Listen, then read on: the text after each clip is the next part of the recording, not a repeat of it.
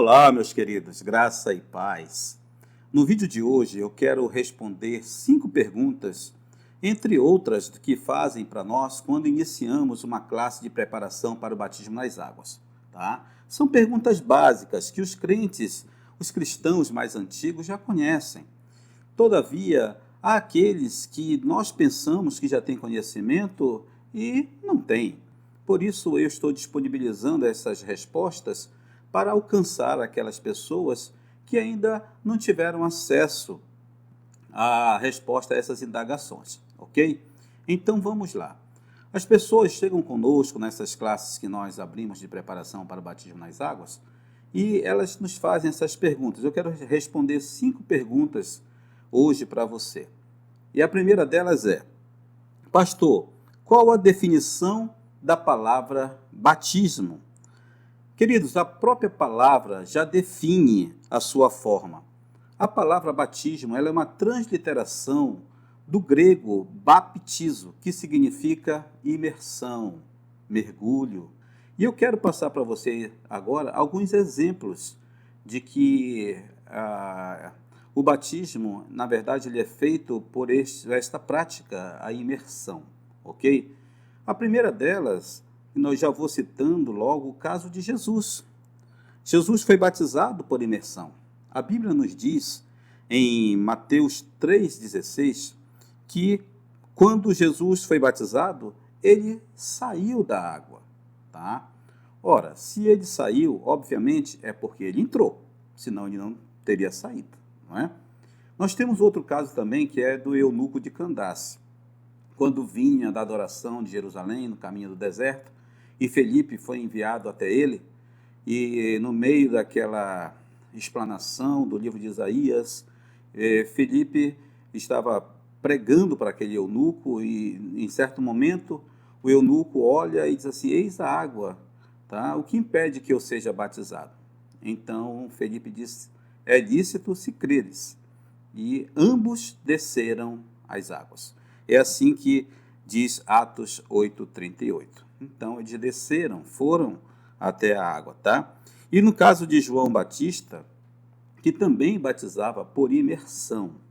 E João Batista, ele batizava em Enom, junto a Selim, porque ali havia muitas águas, de João 3:23.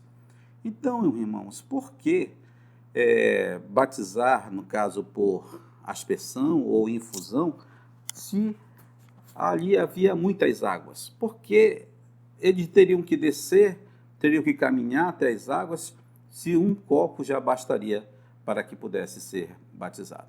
Então, a prática bíblica neotestamentária, ela nos mostra o batismo por imersão. Tá? Essa era a prática daqueles dias. É bem verdade também, há um quadro do 3º século que mostra João batizando Jesus no Rio Jordão por infusão, não é nem aspersão.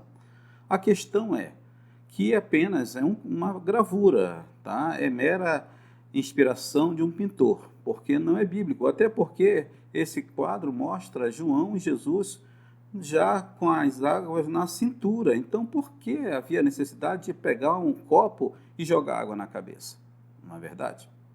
Então, é aceito na grande maioria das denominações evangélicas que o batismo é por imersão, ok?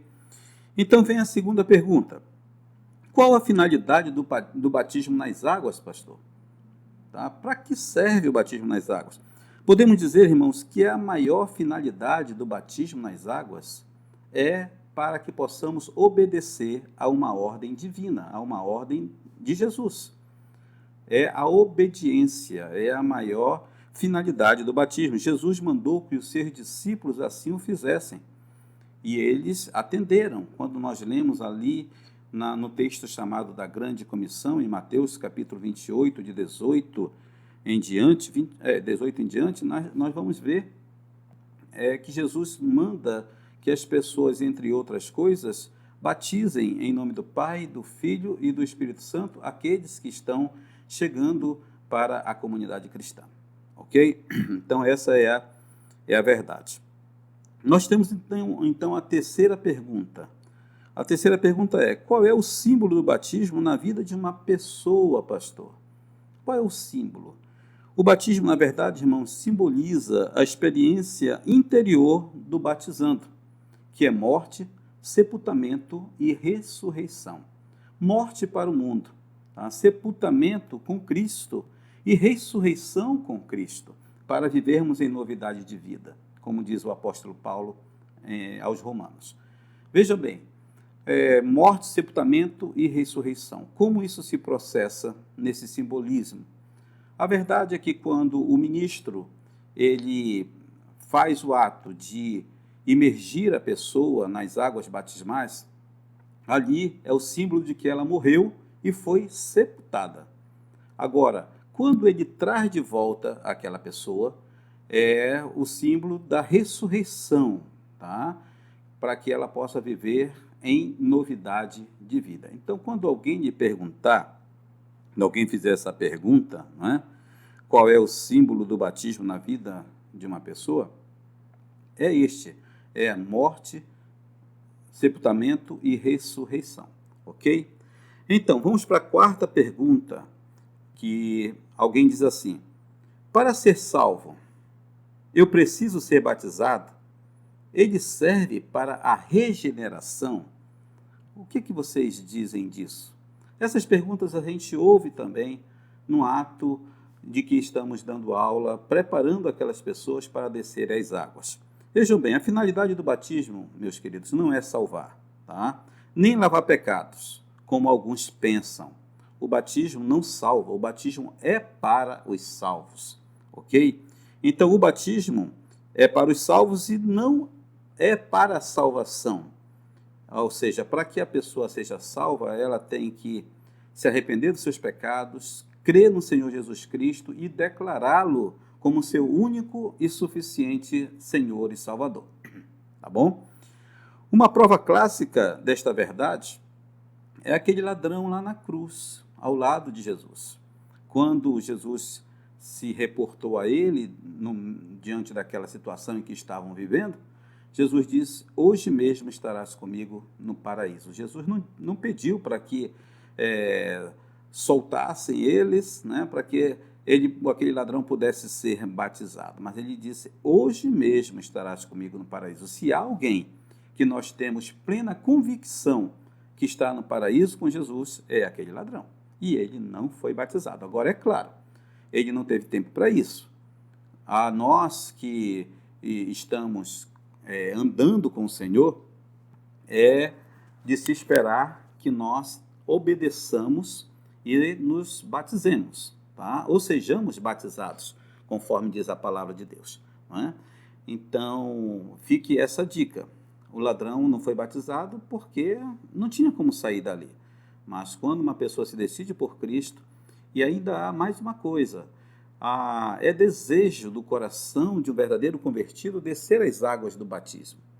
Se você não tem esse desejo, alguma coisa está errada, porque o desejo é confirmar a sua fé por meio deste ato de obediência a uma ordem do Mestre, ok? E algumas pessoas também confundem batismo com regeneração, que é a segunda parte desta pergunta, tá? Ou seja, esta doutrina ensina que para a vida eterna não basta somente o novo nascimento no Espírito, mas deve haver o batismo nas águas como forma complementar e indispensável à salvação. Isso, irmãos, é uma aberração. Isso não faz parte da doutrina bíblica, tá? Ou seja, isso é um erro grosseiro, ok? Batismo não salva e nem ajuda a salvar. Batismo é apenas um símbolo que aconteceu na vida interior do batizando. Se ele não se converteu, tá? Não é o batismo que vai fazer ele se converter. Não é o batismo que vai fazer ele se tornar mais santo. Tá? E se isso não aconteceu, não é o batismo que vai fazer acontecer, de maneira alguma. Então, vamos desconstruir essa ideia, vamos desmistificar esses pontos, porque estas coisas não são bíblicas, ok? Outra, pastor, todos podem se batizar? O que a Bíblia nos diz acerca desta pergunta, tá? Para quem é o batismo nas águas, no caso? A Bíblia é clara, a Bíblia diz, quem crê e for batizado, Marcos 16:16. Então, o batismo, partindo desse princípio, é para aquele que crê, tá? Por isso que nós, batistas, não descemos às águas crianças. Crianças que eu digo são crianças recém-nascidas, tá? Porque elas não podem exercer ainda a fé. O batismo ele tem que ser administrado na vida daqueles que exercem fé, ok?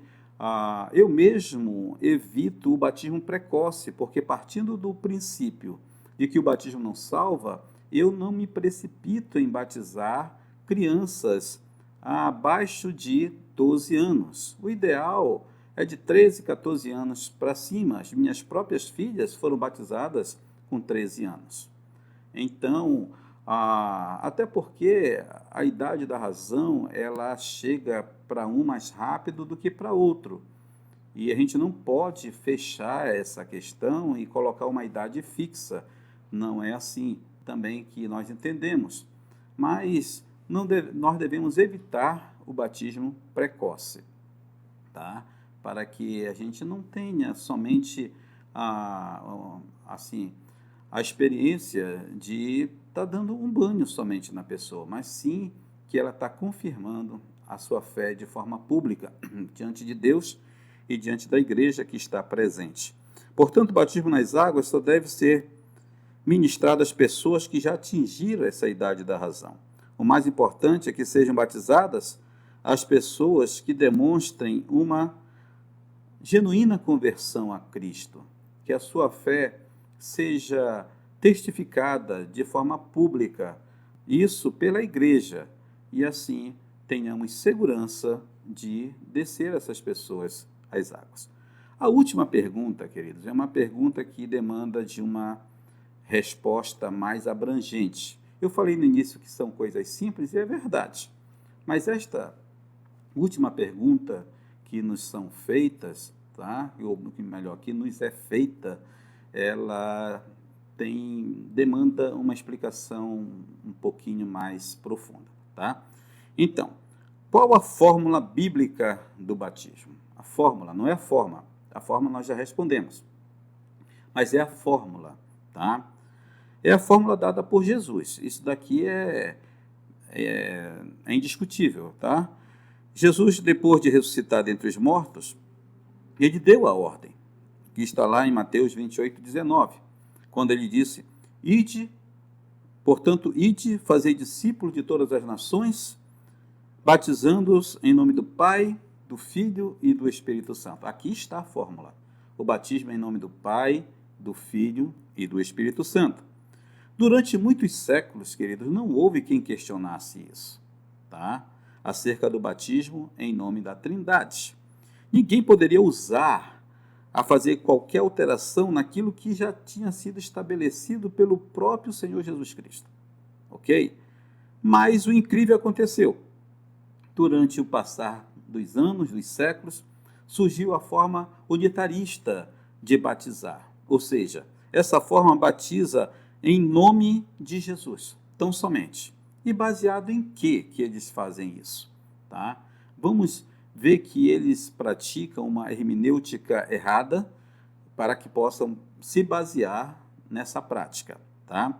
A expressão em nome de Jesus, na verdade, é baseada em Atos 2:38, só que em uma compreensão, em uma leitura equivocada, quando diz lá que eles deveriam ser batizados em nome de Jesus, naquele texto da descida do Espírito Santo no dia de Pentecostes, tá? Quando estavam ali reunidas aquelas pessoas, aquelas nações, Pedro pega a palavra e alguém pergunta, o que faremos, irmãos? Né? E Pedro diz que cada um deveria ser batizado em nome do Senhor Jesus. Agora, em nome do Senhor Jesus, também em Atos 8:16, Em nome do Senhor, que está lá em Atos 10:38, também tem essa expressão, foi baseada para a sua tese herética, tá? Ou seja, esses textos não estão nos dizendo que nós devemos batizar as pessoas somente em nome de Jesus. E por que então Lucas ele registrou esse texto e deixou essa margem para ter um princípio de confusão na cabeça das pessoas, tá? Lucas usou esta expressão ao se tratar do batismo, tá? Foi para diferenciar o batismo de Jesus dos outros batismos existentes na época. Porque não foi Jesus que inventou o batismo, quando ele chegou já havia outros batismos, como eu vou citar agora para vocês.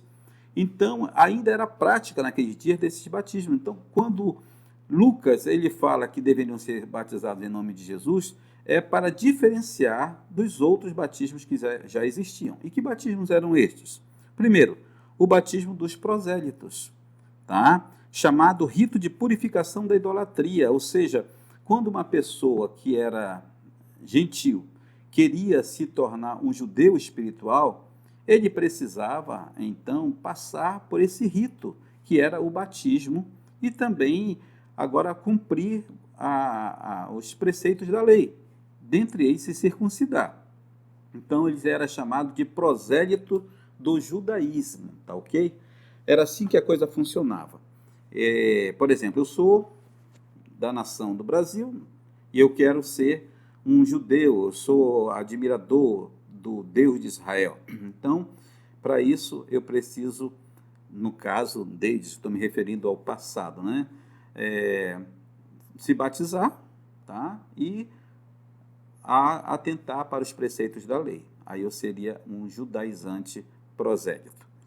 O outro batismo era o batismo de João Batista, que todos vocês sabem muito bem.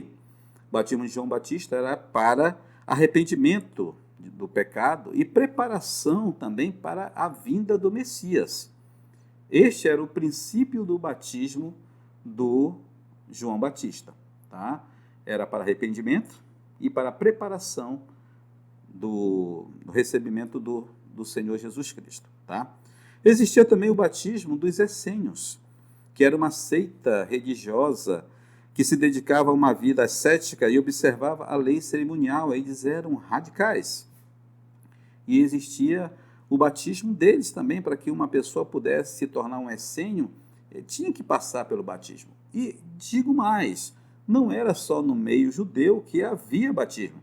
Outras nações que estavam em volta, nações pagãs, também tinham os seus ritos de iniciação, e entre eles o batismo. Por isso que Lucas, quando ele se refere ao batismo, usando em nome do Senhor Jesus, em nome do Senhor Jesus Cristo, tá? Ele não está dizendo para a pessoa ser batizada somente em nome do Senhor. Ele está dizendo que este é o batismo na autoridade de Jesus. Esse é o batismo que Jesus instituiu, tá? Esse é o batismo do Senhor. E o batismo do Senhor é em nome do Pai, do Filho e do Espírito Santo.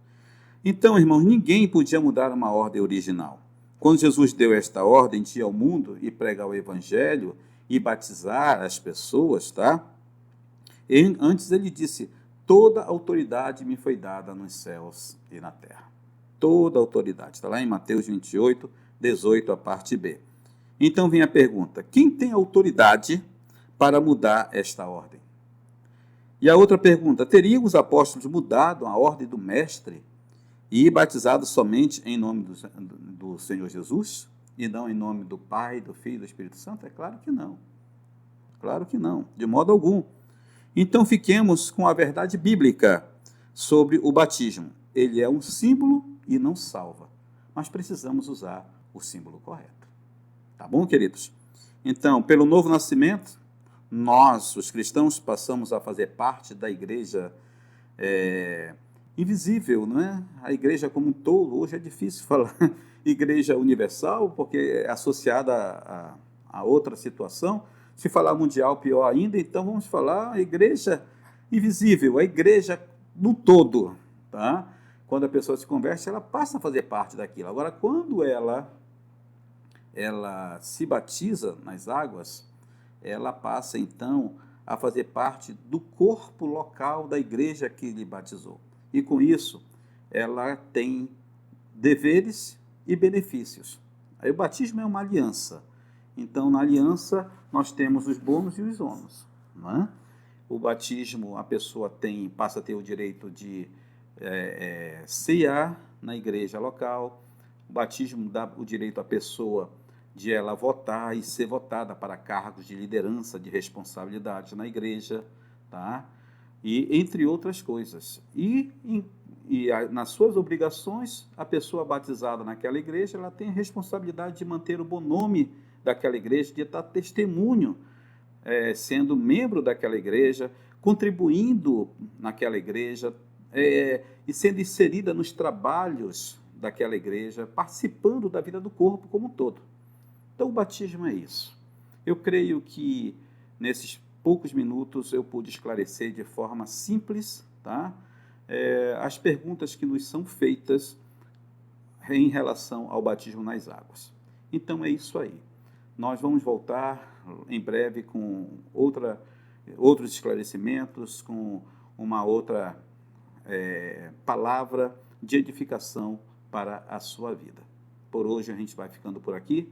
Que Deus abençoe você, abençoe sua casa, abençoe a sua vida, abençoe a igreja que você congrega, abençoe tudo que envolve a você, tá bom? Em nome do Senhor Jesus Cristo. Amém. Graças a Deus.